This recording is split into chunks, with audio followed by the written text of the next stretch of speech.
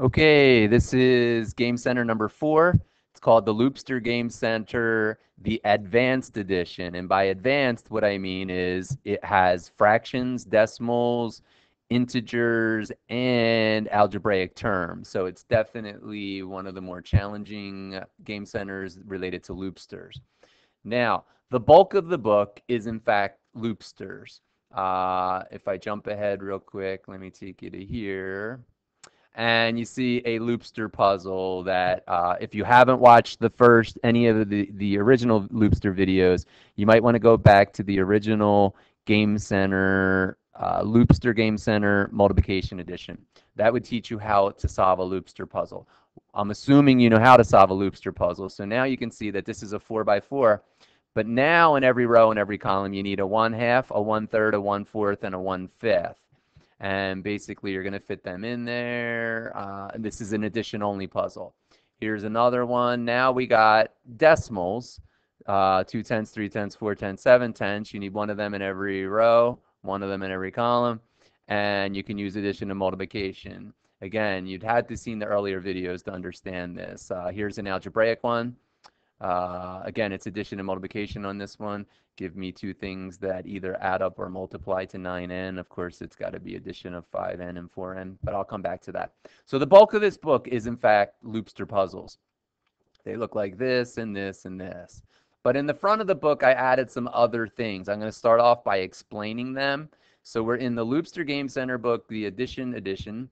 And the first puzzle I'm going to talk about are called matchters. Now, matchters are created to help kids master some things. So I guess in old time ways, what we would do with this paper is give it out to students with a pencil, and they would say 1/2 plus 1/8. They would go somewhere, work it out, and they would come back knowing that the answer is 5/8. And then they would take their pencil and they would draw a line and they would solve all the problems and draw the answers. Not very fun, in my opinion. So what this is actually for, let's get my select and get rid of that. Okay, how I picture this being used is more like this. Imagine you took this paper, you put it in a sheet protector, and you gave one to each pair of kids in your room. And you've already taught them how to add fractions, so they've done a lot of adding fractions. Well, all of these are very specific. If you notice, it's halves and eighths, halves and sixteenths, eighths and eighths, fourths and eighths. It's all ones that I believe students should be able to do in their head.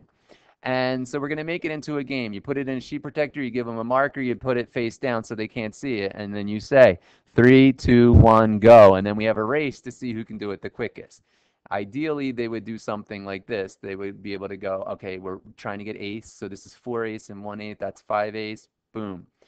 These are 16ths, so that's 8/16 and 5/16, that's 13/16. Now we're doing eighths. This is 4/8 and 3/8, that's 7/8. And they would go through and solve this. 16ths, 8 and 7 is 15/16. And we would have races to see who got it done the quickest. The idea is, obviously this is not an instructional sheet for the teaching of how to add fractions. I'm assuming that they've been taught it and that they are good at it, but now they should take it to that other level where they really master them. Let me show you another one. Here's another puzzle. You put it in a sheet protector, get a marker, and let's have a race. Ready? 0.5 and 0.3, everybody knows 0.8. Here's one the kids get wrong a lot, 0.25 and 0.3.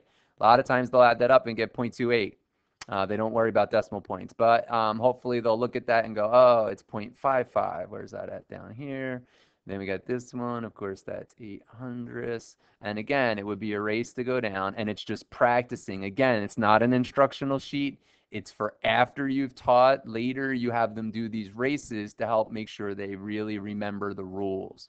Next one, here's a percent one. I'll do this one real quick. Ready? 2/5, of course, 40%. 1/2, 50%. 3/5, 60%. 9/10, 90%. 1/5 is 20%. 4/5, 80%. 1/10, 10%. And 3/10, 30%. In an ideal world, every student would be able to do it pretty much that quickly.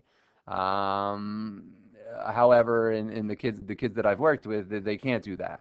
So what this is designed for is after the teacher has taught them some strategy for finding out what 2/5 is equal to as a percent, whether lots of strategies, you know, I won't go into those now, but any way you do it, you're going to come out with 40%.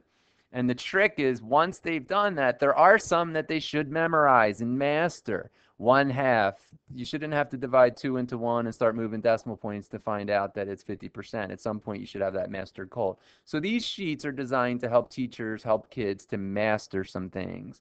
Okay, so those are the first group. There's a bunch of those matchter puzzles in the front of this Game Center book. Next, these are called Fact Connects or Faxters sometimes. Either way, there's going to be a separate video that discusses only Faxters, how to play them, how the rules work. But I'm going to do a very brief explanation right now. Hopefully this will be enough to make sense. Okay, a Faxter puzzle or Fact Connect puzzle works like this. This one has 1, 2, 3, 4, 5, 6 circles down here. And the way it works is there's going to be 2 players. Player 1 is going to be player A, and player 2 is going to be player B. And player 1 will go first, and they will pick one of these 6 circles. It doesn't matter which one. So let's say that they pick this one, 1/2 times 1/4. So let's see if I can write this small enough. 1/2, 1/4. And you multiply that out, and of course it is 1/8. The point of the game is that I want them practicing the rules for multiplying decimal fractions as opposed to adding fractions. So anyway, 1/8. Now, if you look around the board, there's lots of 1/8. Here's a 1/8, here's a 1/8, here's a 1/8, there's a 1/8. There's 1/8 all over the place. Player A, having gotten 1/8, though, can only pick one. Player A is going to be the X's, so they look around and they pick this one. Now, this is a good choice by player 1 because they have a free space and then a 1/8. That means they have 2 in a row. Quick note, you never put an X or an O on a free space. It can be used by either player. So right now, player A has free space X, so they have 2 in a row. Okay, so now it's player B's turn. So I take my eraser, and I erase the dot that they put on this one. And now it is player B's turn. Now, if player B is a good player, they're going to say, oh, this guy's already got, player A already got 2 in a row. I need to block them. So I would like to get 1/9. Gee, what makes 1/9? Well, hopefully they can look down here and go, ah, right here, I'm going to pick this one. 1/3 times 1/3. Sorry about the writing, is 1/9. I look around the board, there are many, many, many 1/9s, but player B is going to pick this one. Now, why would they do that? Because they have now blocked player A, and they got 2 in a row because they have free space in 1/9. Now, player A, back to them. What they're probably going to do is say, oh, you want to be mean to me? I will block you right back. So now they're going to try to get the 1/12. So what would they do? They go in there, they grab their pen, and hopefully they know which one of these down here forms 1/12. It's 1/2 and 1/6. That's the idea, is that they would be practicing multiplication of fractions or decimals or algebra, whatever it is, they're practicing. The player who gets 4 in a row first wins. This can be done on paper and consume it, or it can be slid into a sheet protector, in which case you can use a dry erase marker and then use the puzzle again. Now, as I said, the bulk of the book, however, is the Loopster puzzles. They work exactly like the Loopster puzzles that are in the other game centers. If you haven't watched them, you want to go back to Game Center number 1, which is the multiplication edition of Loopsters. But let me just start this off real quick so you can see how it goes. This one is a Loopster 1/2, 1/3, 1/4, 1/5. That means you need a 1/2, 1/3, 1/4, 1/5 in every row and in every column.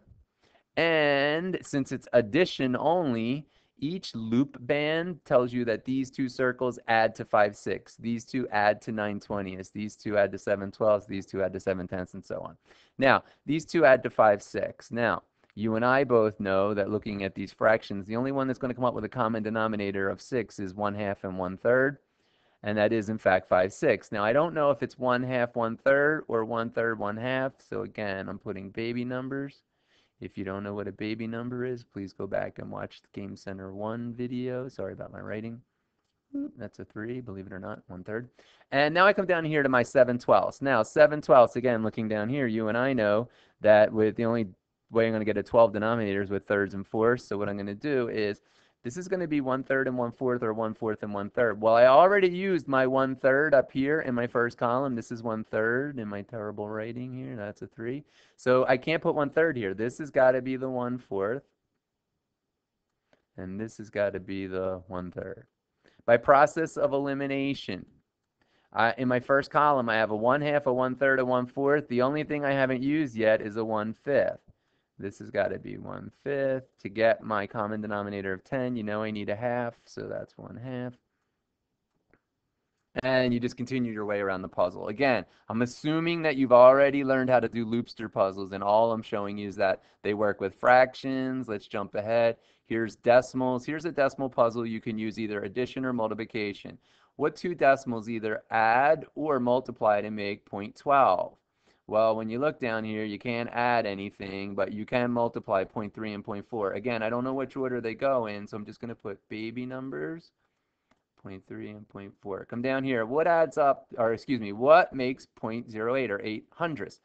Well, I can't add anything, but I can multiply 4/10 and 2/10. Now, I already have a 4/10 in the first column, so this has got to be my 2/10, and this got to be my 4/10. By process of elimination, I've used my 2/10, my 3/10, and my 4/10, so this bottom guy has got to be 7/10. Now, how can I take my 7/10 and make it into one whole? Well, obviously by adding 3/10.